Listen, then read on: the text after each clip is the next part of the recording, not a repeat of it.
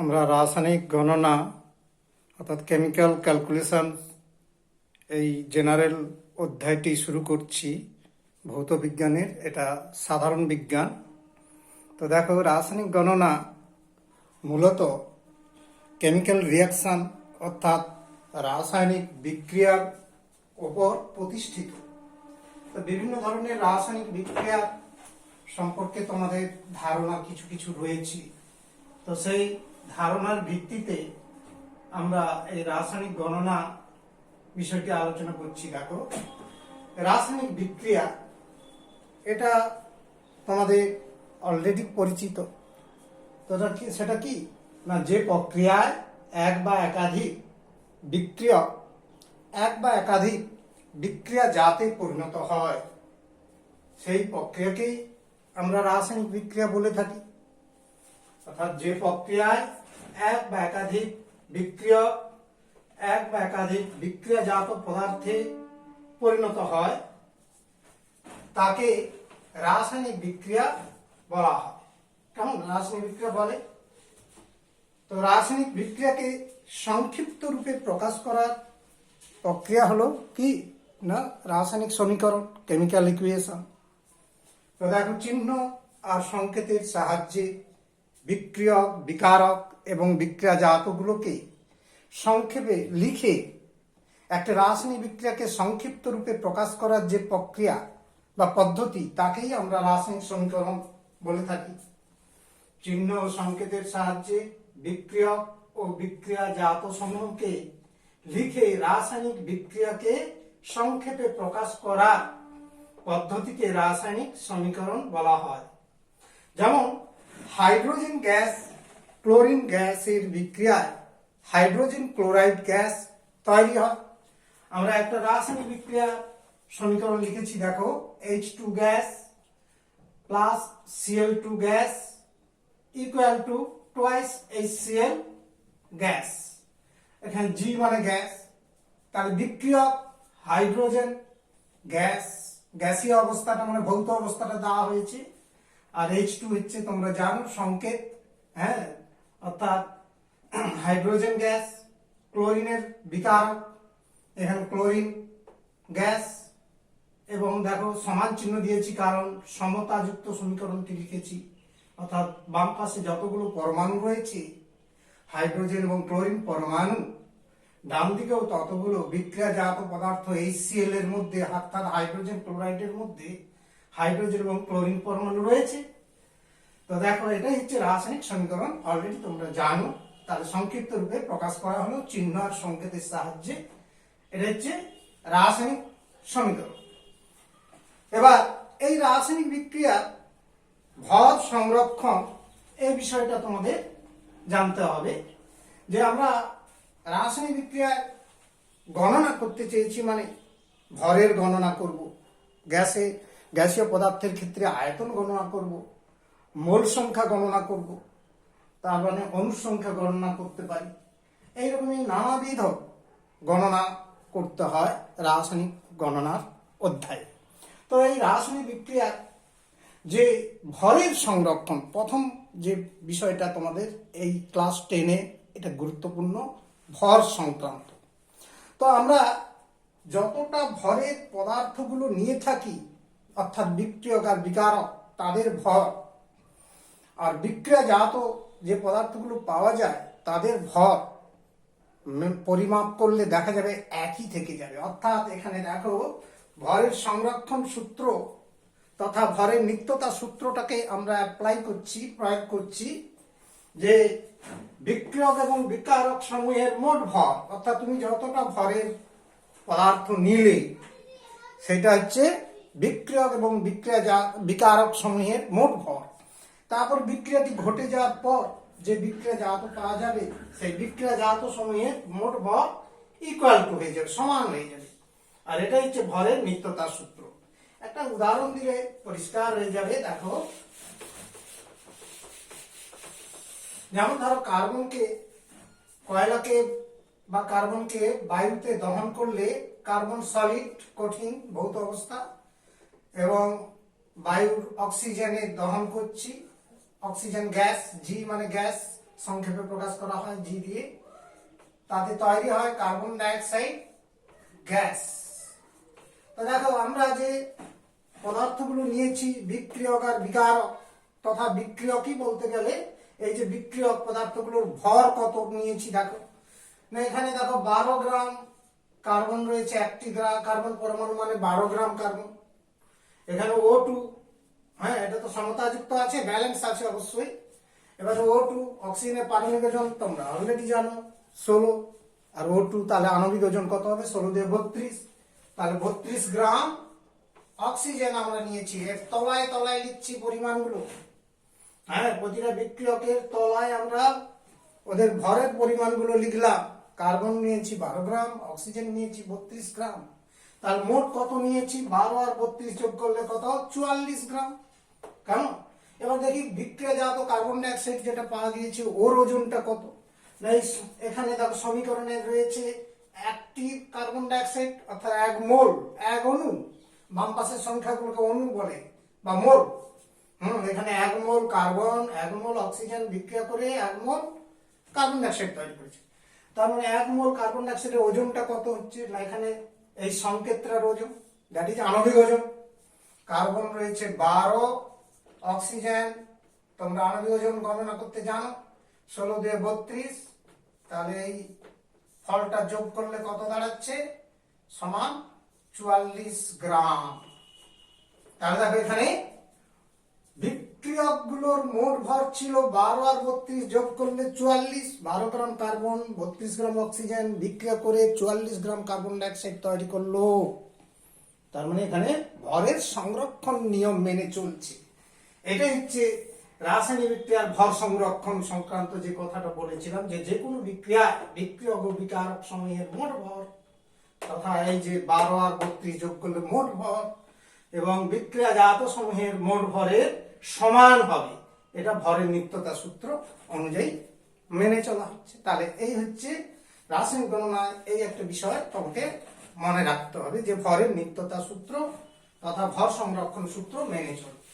কিন্তু এই ভর সংরক্ষণ সূত্রটি আবার সত্য সর্বদা নয়, মানে কোনো ক্ষেত্রেই সত্য হবে না। এটা আমরা জানলাম কখন, বিজ্ঞানী আইনস্টাইনের সূত্র থেকে আমরা শক্তির যে সূত্র ভর ও শক্তি রূপান্তর সংক্রান্ত সূত্র আমরা আইনস্টাইনের সূত্র থেকে জানতে পারি কি না, আইনস্টাইনের সূত্র অনুসারে capital E is equal to small M C square. Capital ইটা কি না শক্তির পরিমাণ, শক্তি, এম হচ্ছে মাস মানে ভর, আর সি হচ্ছে আলোর বেগ শূন্য মাধ্যমে আলোকের বেগ বা গতিবেগ, যেটা মান অলরেডি এসআই এককে তোমরা জানো 3 × 10⁸ মিটার পার সেকেন্ড। তাহলে দেখো আমরা আইনস্টাইনের সূত্র অনুসারে capital E is equal to MC square, এটাই তার গাণিতিক রূপ বিখ্যাত সূত্র।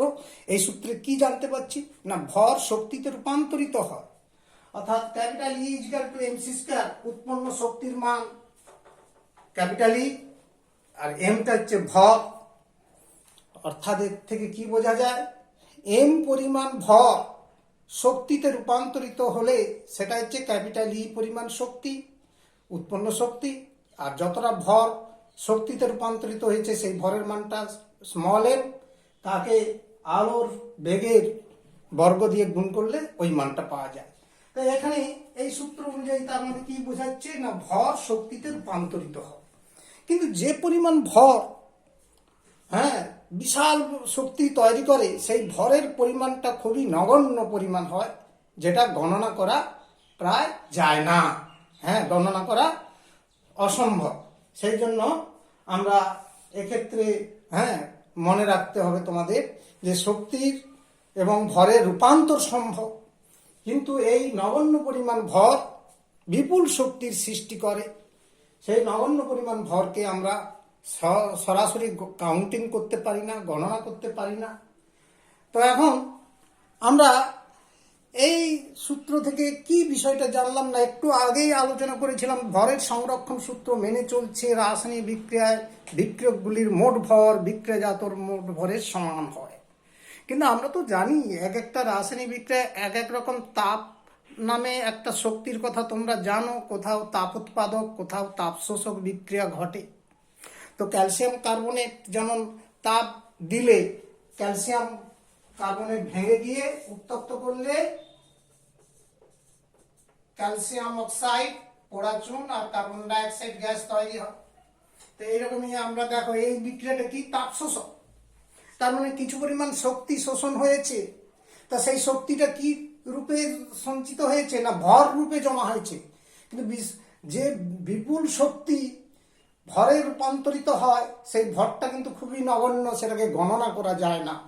তার মানে এখানে যে জিনিসটা বোঝাতে চাচ্ছি, এখানে যে শক্তিটা যোগ হলো আর এদের ভর দেখো ক্যালসিয়ামের পারমাণবিক ওজন 40, কার্বন 12 আর 16, 3 48 যোগ করলে এর আণবিক ওজনটা কত বেরোচ্ছে 100। তা 100 গ্রাম ক্যালসিয়াম কার্বনেটকে উত্তপ্ত করা হয়েছে, তার মানে কিছু তাপ দেওয়া হয়েছে অর্থাৎ তাপ শক্তি। তাহলে এই 100 গ্রাম ভর আর কিছু শক্তি যোগ হয়ে এই বিক্রিয়াজাত তৈরি হয়েছে। তার মানে এই বিক্রিয়াজাতের ভর কত হবে না 100-র সঙ্গে এই শক্তিটা যতটা ভরে রূপান্তরিত হয়, মনে করো এম, তার মানে এর ভরটা হওয়া উচিত 100 প্লাস এম, এই পরিমাণ। এমটা কি না এই শক্তির থেকে যে ভরটা পাওয়া গেছে, অর্থাৎ এম সি স্কয়ার এই সূত্র অনুযায়ী যদি ইটা শক্তি হয় তাহলে তার ভরের মানটা কত আসবে, M is equal to E by C square. তাহলে ওখান থেকে গণনা করে আমরা ওই ভরের মানটা ক্যালকুলেশন করে নিতে পারি, কিন্তু পরিমাপযোগ্য নয়। হ্যাঁ, ভরটা অতি ক্ষুদ্রাতি ক্ষুদ্র মান 100-র তুলনায়, সেই জন্য এটাকে প্রায় আমরা 100 হিসাবেই বিবেচনা করে নিই। তার মানে এখানে দেখো ক্যালসিয়াম অক্সাইডের ওজনটা বের করলে তুমি পেয়ে যাবে দেখো 40 আর অক্সিজেন 16 যোগ করলে 56 পোড়া চুনের ওজন, আর কার্বন ডাইঅক্সাইডের ওজন দেখো 12 আর 32 যোগ করলে 44। তাহলে 44 গ্রাম আর 56 গ্রাম যোগ করলে 100 গ্রাম, আর তার সঙ্গে স্মল এমটা যোগ করতে হবে। তার মানে কিছু পরিমাণ শক্তি তো এখানে সঞ্চিত হয়েছে ভর রূপে। তাহলে এটা হচ্ছে আইনস্টাইনের সূত্র, এটা তোমরা বড় ক্লাস 11-এ গেলে আরো ডিটেলসে জানতে পারবে। তবে এই ক্লাস 10-এ এর অ্যাপ্লিকেশন নেই, এর অ্যাপ্লিকেশনটা ওই শুধু ভর সংরক্ষণ সূত্রটাকে ফলো করবে, এটা শুধু জেনে রাখো তোমরা। তাহলে এই হলো রাসায়নিক গণনা, আমরা ভর সংরক্ষণ সংক্রান্ত বিষয়টি আলোচনা করলাম। এবার এই রাসায়নিক গণনা যে বিষয়টা টপিকটায় আসছি আমরা, আমাদের এখানে ভর সূচক যে গণনা অর্থাৎ ভরের উপর যে গণনা, সেই গণনাটা কিভাবে আমরা করব, অর্থাৎ যেটাকে বলা হচ্ছে ভর বা ওজন ভিত্তিক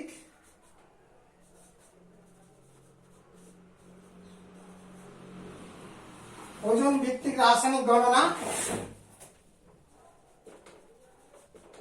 ওজন ভিত্তিক গণনা নীতি, এই গণনাগুলো করতে গেলে যে কতগুলো মূল নীতি তোমাকে শিখতে হবে, অর্থাৎ এক এক করে নিয়মগুলো জানতে হবে, নিয়মগুলো ভালো করে ফলো আপ করবে। প্রথমেই দেখো নির্ভুলভাবে সমতাযুক্ত সমীকরণ গঠন করতে হবে, অর্থাৎ নাম্বার 1, নির্ভুলভাবে যে রাসায়নিক বিক্রিয়াটি ঘটবে, রাসায়নিক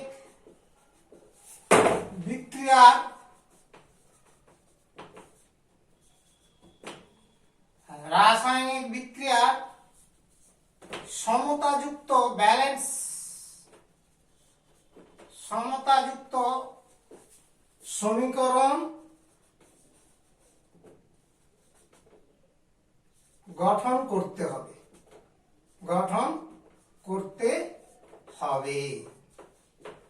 যেমন ধরো পটাশিয়াম ক্লোরাইডকে ম্যাঙ্গানিজ ডাইঅক্সাইড সহ উত্তপ্ত করলে পটাশিয়াম ক্লোরাইড আর অক্সিজেন গ্যাস তৈরি হয়। তো এখানে ম্যাঙ্গানিজ ডাইঅক্সাইডটা অনুঘটক, তা অনুঘটকের কথা বাদ দিয়ে আমি যদি শুধু কথায় বলি যে পটাশিয়াম ক্লোরাইডের তাপ বিয়োজন বিক্রিয়া, অর্থাৎ পটাশিয়াম ক্লোরাইডকে উত্তপ্ত করলে পটাশিয়াম ক্লোরাইড আর অক্সিজেন গ্যাস তৈরি হয়। তাহলে এই বিক্রিয়াটিকে নিখুঁতভাবে আগে সমীকরণটি লিখতে হবে। তার মানে আমরা পটাশিয়াম ক্লোরাইডের বিক্রিয়ক পদার্থ, তার সংকেত KClO3, এই কথাটি আমরা আগে প্রকাশ করলাম। বাম পাশে বিক্রিয়ক, তারপর লিখার পর আমরা সমান চিহ্নটা দেব, ব্যালেন্স করেই তবে দেব। আগে ব্যালেন্সটা করি, তারপরে সমান চিহ্নটা দেব। আমি আগে এ পাশে বাম পাশে বিক্রিয়ক পটাশিয়াম ক্লোরাইড লিখলাম, ডান পাশে দেখো পটাশিয়াম ক্লোরাইড বিক্রিয়াজাত আর অক্সিজেন গ্যাস বিক্রিয়াজাত, ডান দিকে বিক্রিয়াজাত লিখলাম। এবারে এদের পরমাণু সংখ্যাটা মিলাবো। দেখো পটাশিয়াম একটা পরমাণু, ক্লোরিন একটি পরমাণু, একটা আছে মিলে আছে, কিন্তু 3টে অক্সিজেন পরমাণু বিক্রিয়কে রয়েছে, বিক্রিয়াজাতে রয়েছে 2। তার মানে জোড় সংখ্যায় অক্সিজেন পরমাণু বিক্রিয়াজাতে রয়েছে। তাহলে এটা বিজোড়, তাহলে একে 2 দিয়ে গুণ করতে হবে মাস্ট। অর্থাৎ দুটো পটাশিয়াম ক্লোরাইড তৈরি হলো, 2 অণু, 2 মোল পটাশিয়াম ক্লোরাইড, এগুলোকে মোল সংখ্যা বলে। হ্যাঁ, মনে রাখবে সমীকরণের বাম পাশের সংখ্যাগুলো মোল, অর্থাৎ 2 মোল। যে মোল কথাটা তোমরা ক্লাস 9-এ শিখেছো। তারপর দেখো 3 দিয়ে 6টি অক্সিজেন পরমাণু, তার মানে একে 3 দিয়ে গুণ করলে মিলে যাবে, অর্থাৎ 3 মোল অক্সিজেন অণু, 2 মোল পটাশিয়াম ক্লোরাইড তৈরি হয়েছে। এবার দেখো ব্যালেন্স হয়ে গেছে, এইবার সমান চিহ্ন দিতে পারি। তাহলে এই হচ্ছে সমতাযুক্ত নির্ভুল সমীকরণটি প্রথমে গঠন করতে হবে। 1 নম্বর কাজ, it is very very important, নীতির প্রথম নিয়ম যেটা শুনলে। আবার দেখো এরপর 2 নম্বরের নিয়মে আসছি আমরা। যে দ্বিতীয় নম্বর নিয়মে কি না, প্রতিটি পদার্থের সংকেতের নিচে প্রয়োজন অনুযায়ী, হ্যাঁ, প্রয়োজন মতো আপেক্ষিক আণবিক ভর, মোল সংখ্যা, আমি কি বলছি দেখো নাম্বার 2, যে আমরা প্রতিটি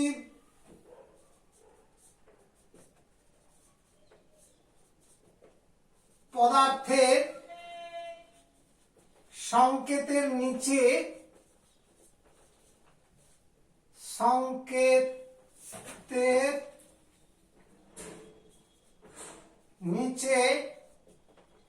নির্ভুল আপেক্ষিক আণবিক ভর। আণবিক ভরটা আপেক্ষিক কেন না, আমরা তো জানি স্কেলের সাপেক্ষে, hydrogen scale, chlorine scale, carbon scale, oxygen scale ইত্যাদি অনেক স্কেলের কথা ক্লাস 9-এ পড়েছো। সেই জন্য সাপেক্ষে যেহেতু কথাটি ব্যবহৃত হয়েছে, এই জন্য এটাকে আপেক্ষিক আণবিক ভর বলে থাকি, অথবা শুধু আণবিক ভর বা আণবিক ওজন কথাটা বলতে পারো। তাহলে দেখো আপেক্ষিক আণবিক ভর বা আণবিক ওজন, মোল সংখ্যা, গ্যাসীয় পদার্থের ক্ষেত্রে আয়তন, গ্যাসীয় পদার্থের ক্ষেত্রে আয়তনটা গ্যাসীয় পদার্থের ক্ষেত্রে ব্যবহার করা যাবে, কঠিন তরল হবে না, ইত্যাদি। হ্যাঁ, সংকেতের নিচে নির্ভুল ভাবে আপেক্ষিক আণবিক ভর, মোল সংখ্যা, গ্যাসীয় পদার্থের ক্ষেত্রে আণবিক আয়তন ইত্যাদি লিখতে হবে।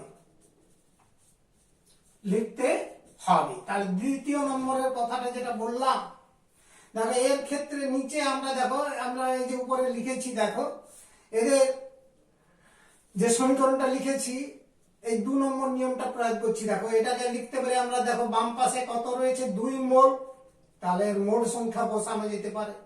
এটাও তেমনি লেখা যেতে পারে 2 মোল পটাশিয়াম ক্লোরাইড, এটা লেখা যেতে পারে 3 মোল। হ্যাঁ, কথাটা বুঝতে পারলে যে মোল সংখ্যা আমরা এখানে বসাতে পারি। আবার ভর, আণবিক ভর বা অম্লিক ভরও আমরা বসাতে পারি। হ্যাঁ, অথবা আয়তন বসাতে পারি। গ্যাস রয়েছে এখানে অক্সিজেন, এখানে যেমন 3 আয়তন অক্সিজেন, কথাটা বসাতে পারি। তবে সেগুলো এখন আয়তন গণনার ক্ষেত্রে লাগে। এখানে আয়তন গণনার বিষয়টা আমরা আসছি না, আগে ভরের গণনার কথাটা আসছি, ভর কথাটি এসছি। তাহলে 2 নম্বর বিষয়টা বুঝতে পারলে। তেমনি দেখো আমরা ভরটাও এখান থেকে নিচে নিচে লিখতে পারি, অর্থাৎ তলায় তলায় লিখতে পারি। যে 2 নম্বর নিয়মে যে কথাটা বলেছিলাম, এর নিচে দেখো এর ভরটা কিরকম কিভাবে করতে পারি না, এটা দেখো 2 দিয়ে গুণ করতে হবে। একটি পটাশিয়াম পরমাণু, পটাশিয়ামের পারমাণবিক ওজন 39, অর্থাৎ এর আণবিক ওজনটা বোঝাচ্ছি 2 গুণিতক পটাশিয়াম ক্লোরাইডের আণবিক ওজন 2 মোল, মানে 2 আণবিক ওজনের মান রয়েছে, অর্থাৎ আণবিক ওজনের দ্বিগুণ মান। তাহলে পটাশিয়াম ক্লোরাইডের আণবিক ওজন যেভাবে তোমাদের শিখেছো সেভাবে তোমরা এখানে বসাতে পারো। 35.5 ক্লোরিনের পারমাণবিক ওজন, অক্সিজেন 16×3 = 48 এত গ্রাম। এর তলায় আমরা এটা বসালাম। দেখো এটা গুণ করলে যোগ করলে কি দাঁড়ায়, 8 × 5 = 13, 9 × 22 অর্থাৎ 122.5, আর বাইরে 2 গুণ আছে, এত গ্রাম। তাহলে এটাকে গুণ করলে 245 গ্রাম। তাহলে এর নিচে নিচে গণনা করা যেতে পারে, অর্থাৎ এই বিক্রিয়ক পদার্থগুলোর নিচে নিচে আমরা ওদের ভরের মান লিখতে পারছি। ঠিক এক্ষেত্রেও দেখো আণবিক ওজন পটাশিয়াম ক্লোরাইডের বের করে নিতে পারো 39 আর 35.5 পটাশিয়াম ক্লোরাইডের আণবিক ওজন, আর বাম পাশে 2 আছে মানে 2 মোল, 2 দিয়ে গুণ, তাহলে এত গ্রাম। এবার এটাকে এ করলে 74.5 অর্থাৎ 2 গুণিতক 74.5 এত গ্রাম, অর্থাৎ 0 2 4 8 × 9 2 7 14 149 গ্রাম দাঁড়াচ্ছে। কেমন? ঠিক আছে। তাহলে এটা কেন? তেমনি অক্সিজেনের পরিমাণটাও তার নিচে নিচে লিখতে পারো। 3 × 16 = 32, অক্সিজেনের আণবিক ওজন 32, তাহলে 3 × 32 গ্রাম সমান 96 গ্রাম। তাহলে এইভাবে দ্বিতীয় যে নিয়মটা শিখালাম, নীতি আমরা দুটো শিখলাম। 1 নম্বরে রাসায়নিক সমীকরণ গঠনটা করতে হবে সমতাযুক্ত সমীকরণ, 2 নম্বর ওই সমীকরণের নিচে বিক্রিয়াজাত যে পদার্থগুলো রয়েছে তাদের নিচে মোল সংখ্যাগুলো নিখুঁতভাবে বসাতে হবে, কিংবা আপেক্ষিক আণবিক ভর ক্যালকুলেশন করে তাদের ভরের মানগুলো পাওয়া যেতে পারে। অর্থাৎ এই সমীকরণ থেকে তুমি কি জিনিসটা বুঝছো? দেখো 245 গ্রাম পটাশিয়াম ক্লোরাইডকে বিয়োজিত করলে, তাপ প্রয়োগ করেছি, ডেল্টা চিহ্ন দিয়েছি, তাপ প্রয়োগ করলে 149 গ্রাম, এটা জি মানে গ্রাম, 149 গ্রাম কি হচ্ছে না পটাশিয়াম ক্লোরাইড এবং 96 গ্রাম অক্সিজেন গ্যাস তৈরি হয়। তাহলে এই হচ্ছে রাসায়নিক গণনা আমরা এখান থেকে করতে পারি। আবার মোল দিয়েও বলা যাচ্ছে কি না 2 মোল পটাশিয়াম ক্লোরাইডকে তাপ বিয়োজিত করলে, উত্তপ্ত করলে 2 মোল পটাশিয়াম ক্লোরাইড এবং 3 মোল অক্সিজেন গ্যাস তৈরি হয়। তাহলে আমরা এখান থেকে বিষয়টা দ্বিতীয় পয়েন্টে কথাটি, দ্বিতীয় নীতি যে 2 নম্বর কথাটি ভালোভাবে আলোচনা করলাম। নিশ্চিত তোমরা বুঝতে পেরেছো, এই বিষয়টি মাথায় রাখতে হবে। তৃতীয় নম্বর নিয়ম যেটা, আরেকটা কথা মনে রাখতে হবে, এই গণনার ক্ষেত্রে সবসময় মাথায় রাখতে হবে যে প্রতিটা পদার্থের এই যে পরিমাণগুলোকে, পরিমাণের গুলো যে প্রকাশ করছি বা আয়তন, এই যে ভর, এই রাশিগুলো যে প্রকাশ করছি, এদের এককগুলো যেন একই থাকে। অর্থাৎ হয় সিজিএস একক অথবা এসআই এককে প্রকাশ করতে পারি। আমরা এখানে দেখো এককগুলো প্রকাশ করছি, অর্থাৎ এক্ষেত্রে প্রতিটি পদার্থের পরিমাণগুলোকে নির্দিষ্ট এককে প্রকাশ করতে হবে। যে গণনায় প্রতি ক্ষেত্রে একই পদ্ধতির একক ব্যবহার করতে হবে। 3 নম্বর কথাটা আমি সংক্ষেপে লিখে দিচ্ছি। দেখো, গণনায় প্রতি ক্ষেত্রে একই পদ্ধতির একক মানে সিজিএস অথবা এসআই ব্যবহার করতে হবে। এই বিষয়টা কি বলা হচ্ছে, যেমন এখানে ভরের একক দেখো, সিজিএস এ বসিয়েছি গ্রাম, এখানেও গ্রাম, এখানেও গ্রাম। তার মানে প্রতিটা পদার্থের এককগুলো কিন্তু নির্দিষ্ট পদ্ধতিতে প্রয়োগ করতে হবে। আর যদি একটাকে কিলোগ্রাম, আরেকটাকে গ্রাম, আরেকটাকে মিলিগ্রাম প্রকাশ করো তাহলে কিন্তু ভুল হয়ে যাবে। তার মানে সব ইউনিটগুলো সব পদার্থের ক্ষেত্রে একই ব্যবহার করতে হবে, হয় সিজিএস অথবা এসআই। যে কোনো একটা নির্দিষ্ট এককে সীমাবদ্ধ রাখতে হবে, না হলে কিন্তু গণনা করতে গিয়ে সব রং ক্যালকুলেশন হয়ে যাবে। নেক্সট হচ্ছে আমরা পরের পদ্ধতিতে পরের বিষয় আসছি, আরেকটি গুরুত্বপূর্ণ বিষয়, যে গ্যাসীয় পদার্থ যদি থাকে রাসায়নিক বিক্রিয়ায়, বিক্রিয়ক বা বিক্রিয়াজাত পদার্থগুলোর মধ্যে যদি কোনোটা গ্যাস হয়ে যায়, তাহলে তার ক্ষেত্রে আমরা একটি বিশেষ ক্যালকুলেশন করে রাখবো, মাথায় রাখতে হবে যে গ্যাসীয় পদার্থের বাষ্পীয় ঘনত্ব বলে আরেকটি টার্ম তোমাদের মনে রাখতে হবে। এটি খুবই গুরুত্বপূর্ণ বিষয়, যে গ্যাসীয় পদার্থের গণনার ক্ষেত্রে বাষ্প ঘনত্ব বা বাষ্পীয় ঘনত্ব, এটাকে আরো একটা ভাষায় বলা হয় আপেক্ষিক ঘনত্ব অথবা আপেক্ষিক ঘনত্ব, যেটাকে ক্যাপিটাল ডি দিয়ে প্রকাশ করা হয়, ইংরেজিতে বলা হয় ভেপার ডেনসিটি। এই আপেক্ষিক ঘনত্ব বা বাষ্পীয় ঘনত্ব গ্যাসের ক্ষেত্রে বিষয়টি তোমাদের মাথায় রাখতে হবে। আপেক্ষিক কথাটি ব্যবহৃত হয় কারণ হাইড্রোজেন গ্যাসের ওজনের সঙ্গে ওই নির্দিষ্ট গ্যাসের ওজনের তুলনা করা হয়। যে কোনো গ্যাস, কার্বন ডাইঅক্সাইড গ্যাস কি ক্লোরিন গ্যাস কি নাইট্রোজেন গ্যাস, অ্যামোনিয়া গ্যাস, এই গ্যাসটার ভরের সঙ্গে হাইড্রোজেন গ্যাসের ভরের তুলনা করা হয়। এবং যে হাইড্রোজেন গ্যাসের সঙ্গে যেহেতু তুলনা হয়, হাইড্রোজেন গ্যাসের আয়তনটা যত হবে ওই গ্যাসটার আয়তনও তত হতে হবে।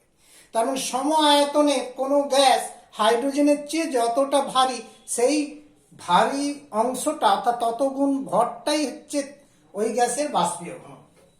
যে কোনো আমরা মাথায় রাখতে হবে উষ্ণতা আর চাপ বিষয়টাও একটা ফ্যাক্টর। তোমরা গ্যাসের ধর্ম পড়তে গিয়ে জানবে, সেখানে গ্যাসের আয়তন উল্লেখ করতে গেলে উষ্ণতা চাপ একটা খুবই গুরুত্বপূর্ণ বিষয়। এই জন্য উষ্ণতা চাপ কথাটি মাথায় রাখতে হবে। এটা আমি বুঝিয়ে দিচ্ছি পাটে পাটে করে, যে একই উষ্ণতা ও চাপে কোনো গ্যাস, হ্যাঁ আমি সংজ্ঞাটা আগে লিখে দিচ্ছি দেখো, তারপরে এটা বুঝিয়ে দিচ্ছি। একই উষ্ণতা ও চাপে কোনো গ্যাস উহার সম আয়তন মানে সমান আয়তন, গ্যাসের যত আয়তন তত আয়তন হাইড্রোজেন গ্যাস অপেক্ষা, উহার সমায়তন হাইড্রোজেন গ্যাস অপেক্ষা ওই গ্যাসটা যত গুণ ভারী, কারণ হাইড্রোজেন গ্যাস সবচেয়ে হালকা, এই জন্য হাইড্রোজেন গ্যাসের তুলনায় যত গুণ ভারী সেই তত গুণ সংখ্যাকে তাকে ওই গ্যাসের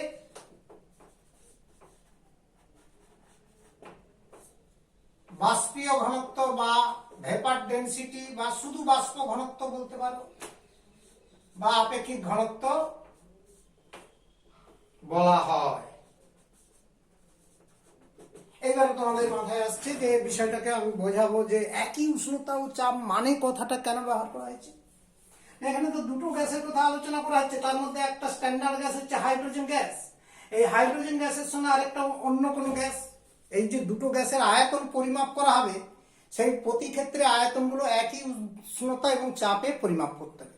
ধরো কার্বন ডাইঅক্সাইড গ্যাসের বাষ্প ঘনত্ব তুমি আলোচনা করতে চাইছো, তা কার্বন ডাইঅক্সাইড গ্যাসের আয়তন মনে করো 100 মিলিলিটার নিয়েছো, এবং এটা মনে করো 30 ডিগ্রি সেন্টিগ্রেড উষ্ণতা ও 76 সেন্টিমিটার মার্কারি চাপ, হ্যাঁ পারস্তম্ভ চাপ।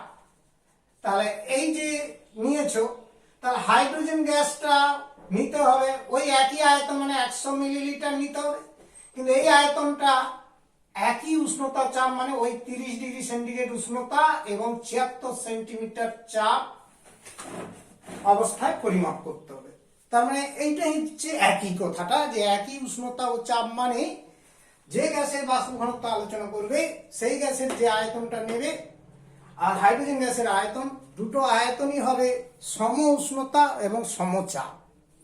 সেটাকেই বোঝা হচ্ছে যে একই উষ্ণতা ও চাপে যে একটি গ্যাস, ওর সমান আয়তন হাইড্রোজেন গ্যাসের চেয়ে যত গুণ ভারী হবে, সেই গুণ সংখ্যাটা, তুলনামূলক সংখ্যাটি হচ্ছে ওই গ্যাসটার বাষ্পীয় ঘনত্ব। ধরো কার্বন ডাইঅক্সাইডের বাষ্প ঘনত্ব 22, কথাটার অর্থ কি না, একটা নির্দিষ্ট উষ্ণতা ও চাপে কার্বন ডাইঅক্সাইড গ্যাস ওর সমায়তন হাইড্রোজেন গ্যাসের থেকে 22 গুণ ভারী। কেমন? এইরকমই বিষয়টা আসছে যে বাষ্পীয় ঘনত্ব বিষয়টি কেমন। তার মানে আমি এটাকে সংক্ষেপে গাণিতিক রূপে লিখছি। দেখো, ধরো গ্যাসের বাষ্পীয়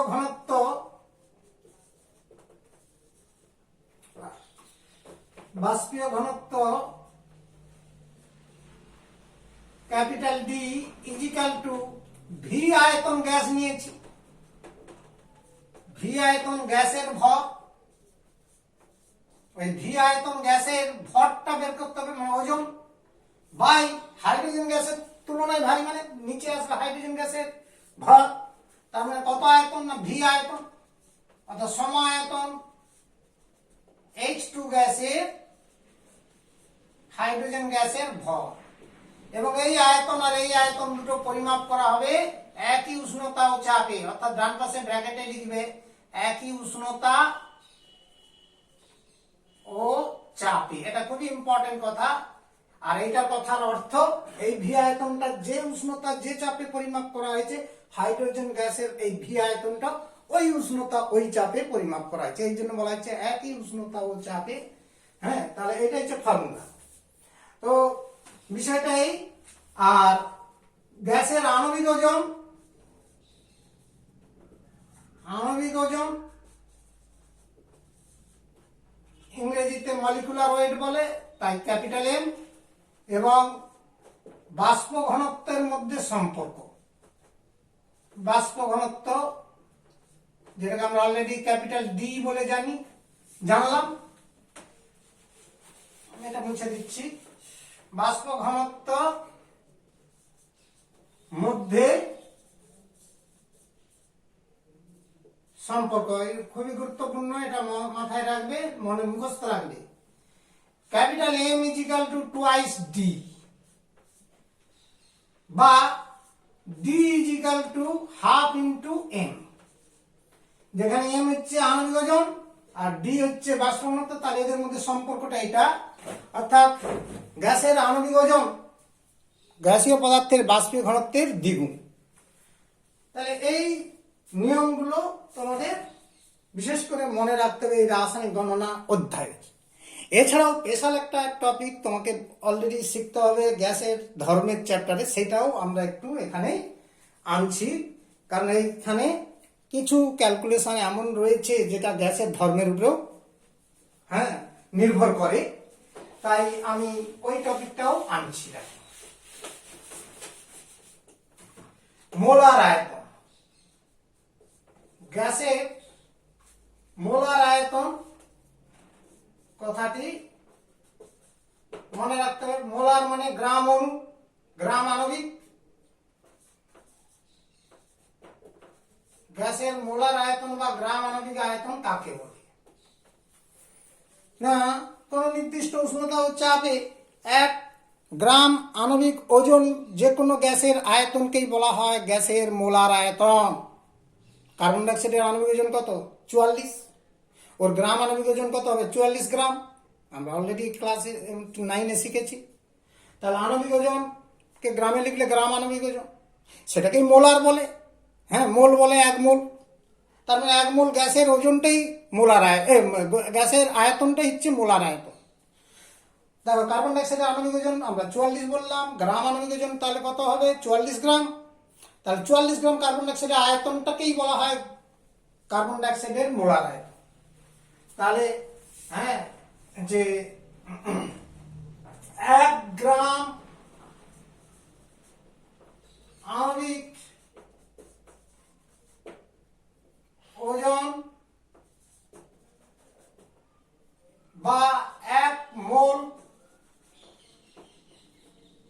গ্যাসের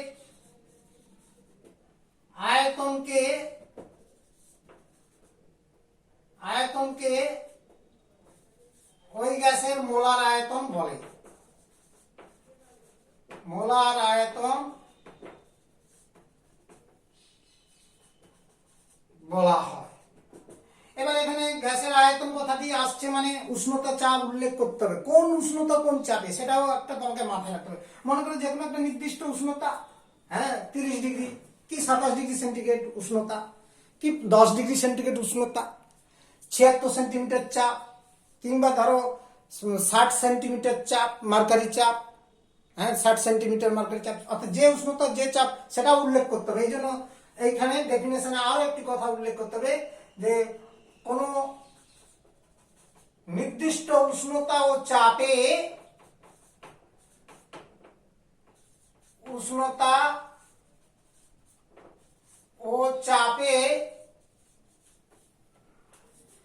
চাপে 1 গ্রাম আণবিক ওজন বা 1 মোল কোন গ্যাসের আয়তনকে, যে কোনো গ্যাসের আয়তনকে বলা হয় গ্যাসের মোলার আয়তন। আমরা এক্ষুনি উদাহরণ হিসাবে বললাম 44 গ্রাম কার্বন ডাইঅক্সাইডের আয়তনটা পরিমাপ করলে এবং যে উষ্ণতা যে চাপে পরিমাপ করবে সেই উষ্ণতা ও সেই চাপে 44 গ্রাম কার্বন ডাইঅক্সাইডের মোলার আয়তনটা সেটা বেরোবে। তো আমরা এটা মাথায় রাখতে হবে তোমাকে এনটিপি বা এসটিপি। তোমরা এসটিপি আর এনটিপি কথাটা অলরেডি কিছুটা হলো জেনেছো, আবার এবার মনে করে দিচ্ছি। এনটিপির অর্থটা পুরো টার্মটা কি? এন মানে নরমাল অর্থাৎ প্রমাণ অবস্থা, টি টেম্পারেচার,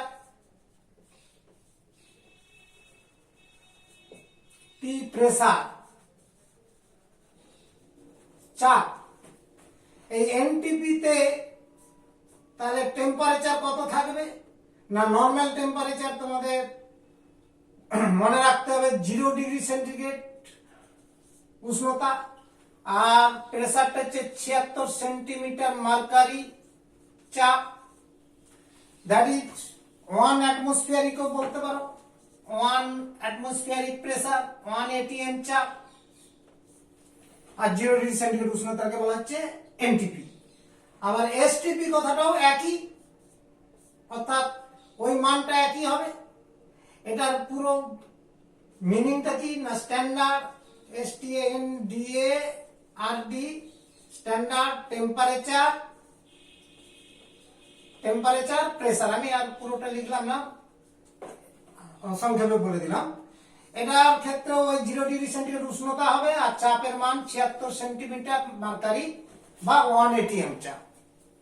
তাহলে এসটিপি বা এনটিপি এই উষ্ণতা এই চাপে যদি আমরা গ্যাসের মোলার আয়তন পরিমাপ করি, যে কোনো গ্যাসের, সমস্ত গ্যাসের মোলার আয়তন যদি পরিমাপ করি তাহলে সেটা পাওয়া যাবে 22.4 লিটার। এটা অ্যাভোগাড্রো সূত্র বা অ্যাভোগাড্রো প্রকল্প থেকে পাওয়া অনুসিদ্ধান্ত। তাহলে এটা মাথায় রাখতে হবে। এসটিপি এনটিপি বা এসটিপি তে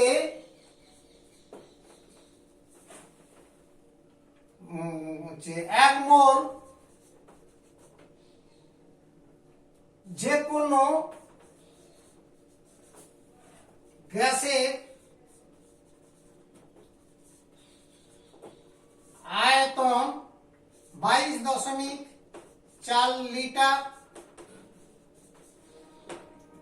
বা তোমার সিজিএস এককে বললে ওটা দাঁড়াবে 22,400 সেন্টিমিটার কিউব, সিসি যাকে বলে, সিসি বা মিলিলিটারও অনেক সময় আমরা বলি এটাকে। হ্যাঁ, তাহলে দেখো এটিও মনে রাখতে হবে, it is very very important কথা, যে 1 মোল যে কোনো গ্যাসের এনটিপিতে আয়তন কত, 22.4 লিটার। তার মানে এনটিপিতে 44 গ্রাম কার্বন ডাইঅক্সাইডের আয়তন কত হবে, 22.4 লিটার। এনটিপিতে 32 গ্রাম অক্সিজেনের আয়তন কত হবে, 22.4 লিটার, কারণ অক্সিজেনের আণবিক ওজন কত হচ্ছে 32 আর গ্রাম আণবিক ওজন 32 গ্রাম। তাহলে এইভাবে আমরা গ্যাসের মোলার আয়তন কনসেপশন করতে পারি এবং তার মানটা সবসময় মনে রাখতে হবে এনটিপি বা এসটিপিতে একই মান পাওয়া যাবে। যে কোনো গ্যাস, যাই গ্যাস হোক, গ্যাসের ধর্ম বা প্রকৃতির উপর নির্ভর করে না, পরিমাণের উপর নির্ভর করে। সেই পরিমাণটা কি না, আণবিক ওজনটাকে গ্রামে লিখতে হবে। যেমন হাইড্রোজেনের আণবিক ওজন কত, 2, তাহলে 2 গ্রাম হাইড্রোজেন গ্যাসের এনটিপিতে আয়তন হবে 22.4 লিটার। তাহলে এই কথাটি মাথায় রাখবে যে আমার গ্যাসের মোলার আয়তন সম্পর্কীয় ধারণা। আমরা নেক্সট পার্টে এর সম্পর্কে কিছু ক্যালকুলেশন বা এক্সাম্পল হিসাবে করব, বেশ কিছু অঙ্ক করব, এবং এগুলো প্র্যাকটিস করলে আর বইয়ের অনুশীলনীগুলো করলে তোমরা সাফিসিয়েন্ট প্র্যাকটিস হয়ে যাবে। দেখো অ্যাপ্লিকেশানে অর্থাৎ প্রয়োগ করছি, আমরা যেগুলো শিখলাম তার কয়েকটি প্রয়োগ দেখাচ্ছি। এখন দুটো প্রবলেম দিচ্ছি, দেখো। প্রথম প্রবলেমটা 24.5 গ্রাম পটাশিয়াম ক্লোরেটকে উত্তপ্ত করলে কত গ্রাম অক্সিজেন পাওয়া যায়। তাহলে ওইখানে ব্র্যাকেটে দেওয়া আছে পটাশিয়ামের পারমাণবিক ওজন 39, ক্লোরিনের পারমাণবিক ওজন 35.5, অক্সিজেনের পারমাণবিক ওজন 16। তাহলে প্রথম প্রবলেমটা লক্ষ্য করো যে পটাশিয়াম ক্লোরেটকে উত্তপ্ত করলে কত গ্রাম অক্সিজেন পাওয়া যাবে। আর এই বন্ধনীতে যেগুলো দেওয়া আছে প্রতিটি মৌলের পারমাণবিক ওজন উল্লেখ করে দেওয়া আছে। তো এইভাবে পারমাণবিক ওজনগুলো কিন্তু ধীরে ধীরে মুখস্থ রাখবে, কারণ ভবিষ্যতে যারা সায়েন্সে পড়বে তাদের পারমাণবিক ওজন দেওয়া থাকবে না, সেগুলো কিন্তু নিজের থেকে করতে হবে। তাই এখান থেকেই এই পারমাণবিক ওজনগুলোকে মনে রাখার চেষ্টা করো। তাহলে এই রাসায়নিক বিক্রিয়ার প্রথমে যে নীতিটা আমরা শিখেছিলাম, আজকে শিখলাম, তার প্রথমে সমীকরণটা নির্ভুল সমীকরণ, সমতাযুক্ত সমীকরণ গঠন করতে হবে। তাহলে পটাশিয়াম ক্লোরেটকে উত্তপ্ত করলে অক্সিজেন পাওয়া যায়, এই সমীকরণটা আমি লিখছি। দেখো, পটাশিয়াম ক্লোরেট KClO3 সংকেত, এটাকে উত্তপ্ত করেছি মানে ডেল্টা চিহ্ন, আর বিক্রিয়াজাত হয় পটাশিয়াম ক্লোরাইড আর অক্সিজেন গ্যাস। ব্যালেন্স করবার জন্য এটাকে 2 দিয়ে গুণ করলাম, এটাকে 3 দিয়ে গুণ করলাম, ব্যালেন্স হয়ে গেল। এখানে ওজন ভিত্তিক গণনা আছে, যে এখানে ওজনটা দেওয়া আছে পটাশিয়াম ক্লোরেটের ওজন 24.5 গ্রাম। আবার দেখো তোমার এটাও রয়েছে কত গ্রাম অক্সিজেন পাওয়া যায়, তার মানে অক্সিজেনেরও ওজন জানতে চেয়েছে, তার মানে ওজন ভিত্তিক গণনা। তাহলে এই সমীকরণ থেকে যে নিচে নিচে গণনা করছি, দেখো ওজনগুলো 2 মোল পটাশিয়াম ক্লোরেট, তার মানে পটাশিয়াম ক্লোরেটের আণবিক ওজনকে 2 দিয়ে গুণ করতে হবে। তাহলে সমীকরণে অর্থাৎ বিক্রিয়ায় কতটা পটাশিয়াম ক্লোরেট বিক্রিয়া করছে সেটা পাওয়া যায় না। 2 গুণিতক পটাশিয়াম ক্লোরেটের আণবিক ওজন বের করতে হবে। পারমাণবিক ওজন দেওয়া আছে 39, পটাশিয়ামের পারমাণবিক ওজন 39 যুক্ত ক্লোরিন একটি পরমাণু আছে মানে 35.5 প্লাস অক্সিজেন 3টি পরমাণু রয়েছে 3 × 16। তাহলে এইটি ক্যালকুলেশন করে দেখবে 122.5 একটু আগেই করে দেখিয়েছিলাম, তার মানে গুণ করলে 245। এটা ক্যালকুলেশন করলে 245 গ্রাম পটাশিয়াম ক্লোরেট সমীকরণে পাওয়া যাচ্ছে। এই পরিমাণ পটাশিয়াম ক্লোরেট বিয়োজিত হয়েছে উত্তপ্ত করার জন্য। ভেঙে গিয়ে এখানে কতটা পটাশিয়াম, এখানে জায়গাটা কিন্তু এর নিচে কভার করে গেছে, আমি এই জন্য এটাকে আরেকটু বাম পাশ থেকে লিখছি, জায়গাটা শর্ট করে নিচ্ছি, আরেকবার করে দিচ্ছি। দেখো 2 গুণিতক 39.35.5 প্লাস 16×3 = 48 ইকুয়াল টু 245। এবার এর নিচে যে যে পদার্থের নিচে নিচে পরিমাণগুলো গণনা করবে, তেমনি এর নিচে দেখো 2 গুণিতক পটাশিয়াম ক্লোরাইডের আণবিক ওজন, দ্যাট ইজ এটা 39 পটাশিয়াম, আর ক্লোরিন রয়েছে কত 35.5, এর আণবিক ওজনটা বেরিয়ে যাবে KCl, এবং 2 মোল আছে মানে 2 দিয়ে গুণ হলো। তাই এটা গুণ করলে কত আসছে না, দেখো 74.5, দ্যাট ইজ 149 গ্রাম। এগুলো গ্রাম এককে লিখছি, এখানেও গ্রাম একক, সিজিএস এ বসাচ্ছি একই এককে। তেমনি অক্সিজেনের পরিমাণটাও যখন নিচে নিচে আসছি, অক্সিজেনের আণবিক ওজন কত, 16 দিয়ে 32, আর 3 মোল রয়েছে, অর্থাৎ 3 ইন্টু অক্সিজেনের আণবিক ওজন 32, তাহলে 32 এত গ্রাম সমান গুণ করলে কত, 96 গ্রাম। তাহলে প্রতিটা পদার্থের নিচে নিচে সঠিকভাবে ভরগুলো বা ওজনগুলো গণনা করলাম। এখানে ওজনে গণনা করে আমরা দেখতে পাচ্ছি 245 গ্রাম পটাশিয়াম ক্লোরাইড থেকে অক্সিজেন পাওয়া যাচ্ছে 96 গ্রাম। প্রশ্নে ছিল 24.5 গ্রাম পটাশিয়াম ক্লোরাইডকে উত্তপ্ত করলে কত গ্রাম অক্সিজেন পাওয়া যাবে। তাহলে সমীকরণ থেকে পাচ্ছি আমরা কি না, 245 গ্রাম পটাশিয়াম ক্লোরাইডকে উত্তপ্ত করলে 96 গ্রাম অক্সিজেন পাওয়া যায়। তাহলে অতএব ঐকিক নিয়মে প্রয়োগ করো, অতএব 1 গ্রামে কত পাওয়া যাবে, 24.5 কত পাওয়া যাবে। তাহলে আমি এরপরে নিচে লেখা কথা, এখানে জায়গাটা আমার শর্ট আছে বলে আমি উপরের লেখাটা মুছে দিচ্ছি। তাহলে দেখো আমরা এরপরে নিচে কি লেখাটা হবে না, বিক্রিয়া থেকে পাই, মানে সমীকরণ থেকে পাই, বিক্রিয়া থেকে পাই কি পাচ্ছি না, 245 গ্রাম পটাশিয়াম ক্লোরাইড থেকে 96 গ্রাম অক্সিজেন পাওয়া যায়, 96 গ্রাম O2 পাওয়া যায়। আর আমাদের প্রশ্নে ছিল 24.5 কত, তাহলে আমি ঐকিক নিয়মে প্রয়োগ করছি। দেখো অতএব 24.5 গ্রাম পটাশিয়াম ক্লোরাইড থেকে, তোমরা তো জানো ঐকিক নিয়ম, এটা গুণ হয়, আর প্রথম সংখ্যা যেটা ছিল সেটা ভাগ হয়, 245 দিয়ে ভাগ আর 24.5 দিয়ে গুণ। এটা গণনা করলে কি দাঁড়াবে, ডট ডট দিয়ে দিলাম, গণনা করলে দেখো কতটা হচ্ছে না, দশমিকটা তুলে দিলাম, নিচে 10, এটা এটা কেটে গেল 1 আর 96/10 মানে 9.6 গ্রাম অক্সিজেন পাওয়া যায়। তাহলে প্রথম অঙ্কটা হয়ে গেল। যাদের 24.5 গ্রাম পটাশিয়াম ক্লোরাইডকে উত্তপ্ত করলে 9.6 গ্রাম অক্সিজেন পাওয়া যায়। অতএব 24.5 গ্রাম পটাশিয়াম ক্লোরাইড কে উত্তপ্ত করলে 9.6 গ্রাম অক্সিজেন পাওয়া যায়। তাহলে প্রথম অঙ্কটি হয়ে গেল। কেমন? নাম্বার 2 প্রবলেম, সেকেন্ড এক্সাম্পল আরেকটা উদাহরণ হিসাবে দিচ্ছি। দেখো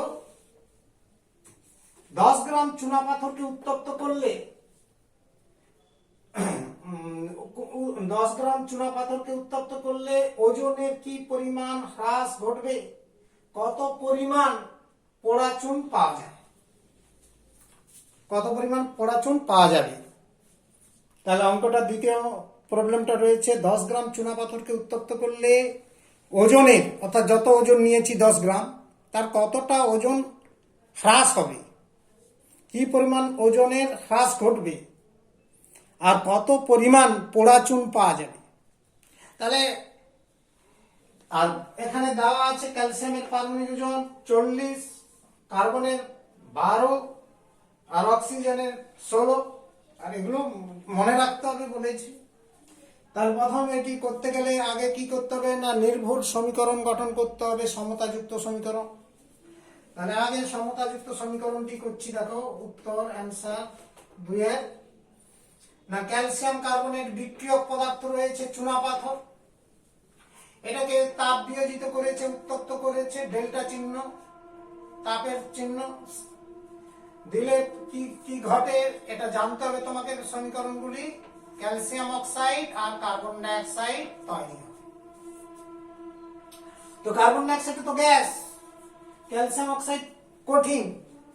সাধারণত পাত্রে উত্তপ্ত করলে কিটা উড়ে চলে যাবে, কার্বন ডাই অক্সাইড গ্যাস।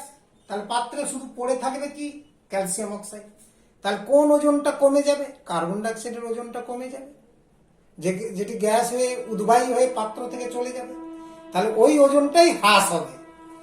তাহলে আমরা এখানে গণনা করবার জন্য আগে ব্যালেন্স আছে, অবশ্যই দেখে নেবে। একটি ক্যালসিয়াম পরমাণু, অক্সিজেন 3টি পরমাণু, কার্বন একটা। ঠিক আছে, এবার তলায় তলায় গণনা করি ভরটা।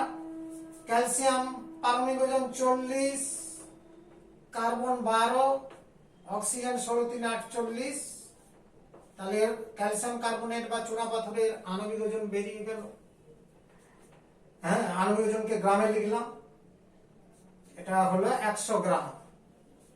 এখানে দেখছি পোড়া চুন কত হচ্ছে না 40, ক্যালসিয়াম পারমাণবিক ওজন 40, অক্সিজেন 16। তাহলে ক্যালসিয়াম অক্সাইড বা পোড়া চুনের আণবিক ওজন 40 আর 16 যোগ করলে 56, তাকে গ্রামে লিখলাম 56 গ্রাম, কারণ আণবিক ওজনের তো একক নেই, গ্রামে লিখলে গ্রাম আণবিক ওজন। কার্বন ডাইঅক্সাইডের আণবিক ওজন এখানে বের করতে হবে 12 আর 16 দিয়ে 32। দেখো পরে পরে আর এগুলো বোঝাবো না, সরাসরি আণবিক ওজন আমি বসিয়ে দেবো, কিভাবে কাউন্ট হয় সেগুলো তোমরা জেনে নিয়েছো। এটা গণনা করলে 44 গ্রাম, গ্রাম আণবিক ওজনটা 44 গ্রাম। তাহলে সমীকরণ নেই যেটা পাচ্ছি বিক্রিয়া থেকে 100 গ্রাম ক্যালসিয়াম কার্বনকে উত্তপ্ত করলে 56 গ্রাম পোড়া চুন এবং 44 গ্রাম কার্বন ডাইঅক্সাইড গ্যাস তৈরি হয়। তাহলে আমাদের প্রশ্ন ছিল 10 গ্রাম চুনাপাথরকে উত্তপ্ত করা হয়েছে, তাতে কতটা ওজন কমে যাবে? না কার্বন ডাইঅক্সাইড ওজন যতটা চলে যাবে, মানে কার্বন ডাইঅক্সাইড যতটা পাওয়া যাবে সেটাই কমে যাবে, তার সেই পরিমাণ ওজন হ্রাস হবে। তুমি এই নিচে নিচে গণনা করতে পারো অথবা ঐকিক নিয়মে গণনা করতে পারো।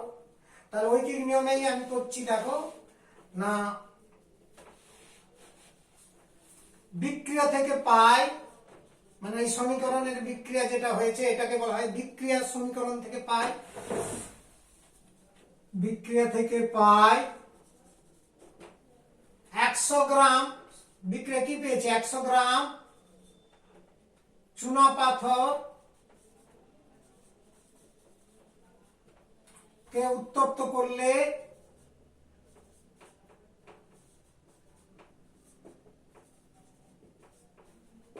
56 গ্রাম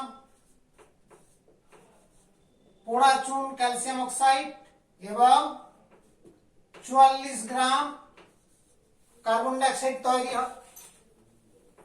44 গ্রাম কার্বন ডাইঅক্সাইড গ্যাস উৎপন্ন হয়।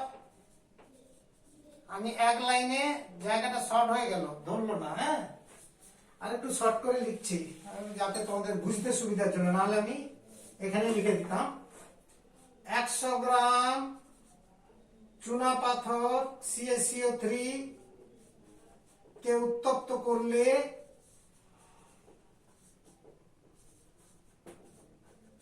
56 গ্রাম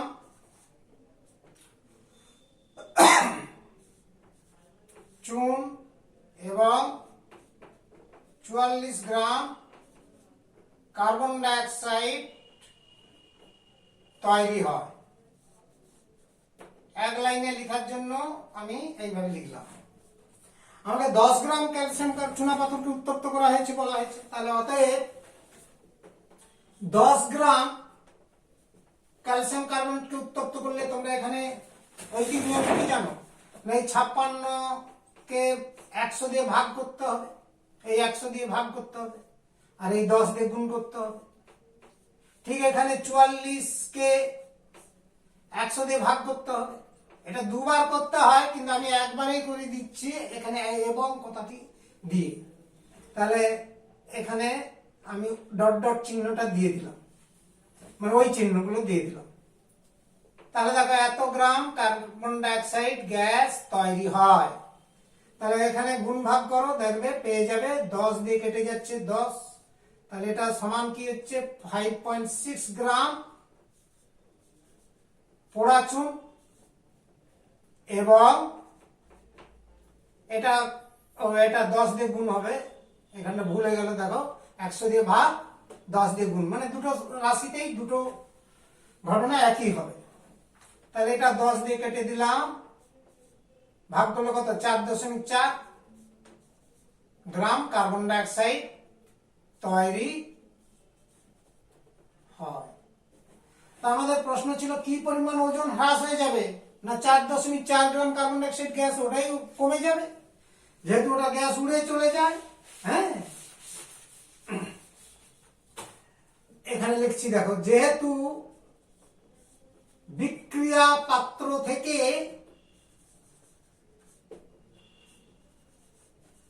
CO2 গ্যাস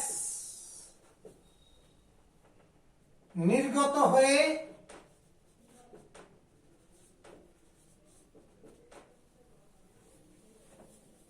বেরিয়ে যায়, তাই এক্ষেত্রে